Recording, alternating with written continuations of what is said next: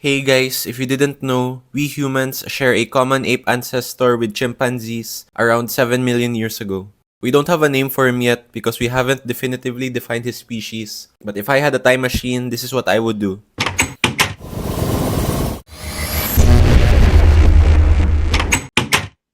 Hey there, Gramps. I'm your great great great great grandkid, but things in the future are not looking so great.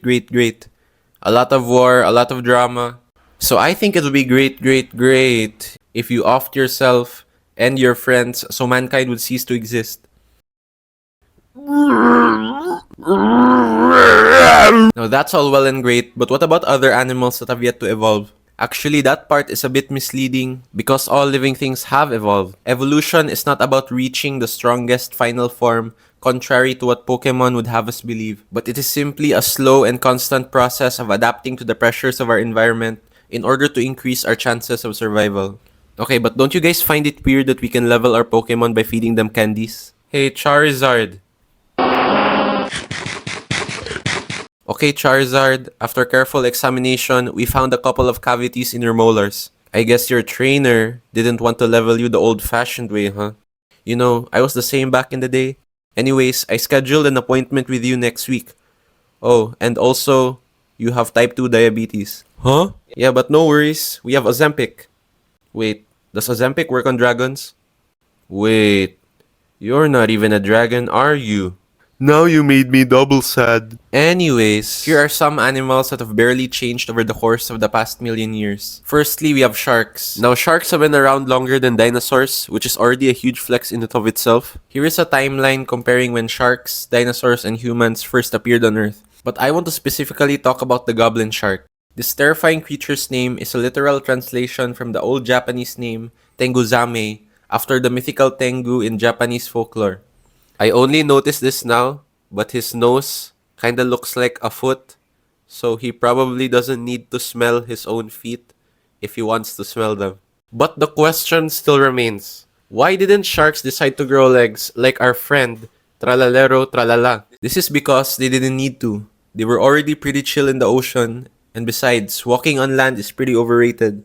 I mean, look at Jesus. He got so bored walking on land that he decided to walk on water just to impress his disciples. Look guys, I'm walking on water. Jesus, watch out! There could be sharks! Bro, Peter, I'm walking on water and the first thing you care about is whether I'll get eaten by sharks? There are no sharks in the Sea of Galilee, Peter. This is a freshwater lake. For Christ's sake, Peter. Wait, that's me. Well, geez, is it wrong to have a little concern? No, Peter. It's clear to me that you have little faith in me. You know what? I'm out of here. Well, boys, I tried to warn him. Aha! I got you. That was a test, Peter. Now you really exposed yourself. Huh? What? No! I mean, if Jesus could walk on water, who's to say sharks couldn't swim on land? Next is our craggy but scraggly friend, the saltwater crocodile. The crocodile has pretty much stayed the same for millions of years that it has existed. That's probably the reason why Lacoste made it their logo. There's also this ancient belief that crocodiles shed tears while consuming their prey. And I think I understand them on a deep level because there was this one time that my family and I went to this fancy restaurant, and when I took the first bite of that steak we ordered, I genuinely almost cried. Like that moment was more emotional than any funeral or wedding that I've ever been to in my life. Next, we have the platypus. Now, I'm gonna be honest with you guys. Before I knew what actual platypuses looked like, I really did think they had this steel color because of Perry. But get this, platypuses are part of this super ancient group of mammals that lay eggs called monotremes, whereas other mammals such as hedgehogs are placental mammals, meaning they give live birth. I was born into this earthly realm in order to destroy all living beings, and anyone who stands in my way will suffer a fate worse than death. But here's the thing, echidnas are also monotremes. So this means Perry has more in common with Knuckles than Knuckles has with Sonic, which is weird to kind of think about. Also, I gave Perry an Ushanka, you know, the ones Russian soldiers wear instead of his usual hat, because why not? Also, another fun fact, female platypuses sweat milk. Yeah, female platypuses don't have nipples. So, I kinda feel bad for the male platypuses as their female counterparts were not blessed with any mammary glands. that we human males enjoy with our female humans. Can you imagine if human babies had to lick their mother's head to toe instead of breastfeeding? Sorry, hold on. I have to feed little Timmy. Oh, it's fine. Go ahead. What are you doing? I'm going to sweat out milk for my son to drink from. What? It's fine if you don't get it. I have platypus DNA, so this is normal for me. Ma'am, are you okay? Yeah, I'm fine. Can you stop being a Karen and leave me and my baby alone? Anyways, to cap this video off, I just want to voice out my opinion on who would win between 100 men or one gorilla, even though people have talked about this a million times and it's like really old news. Hey, this isn't fair.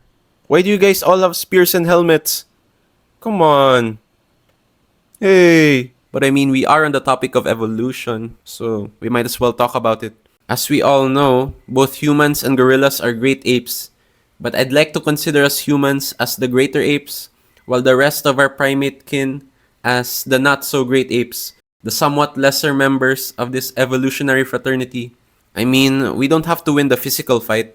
We don't have to be violent all the time. We can try to entice the gorilla by giving him a banana or something, and he might slip and fall from the banana peel to his own fault. But I suggest we do something else.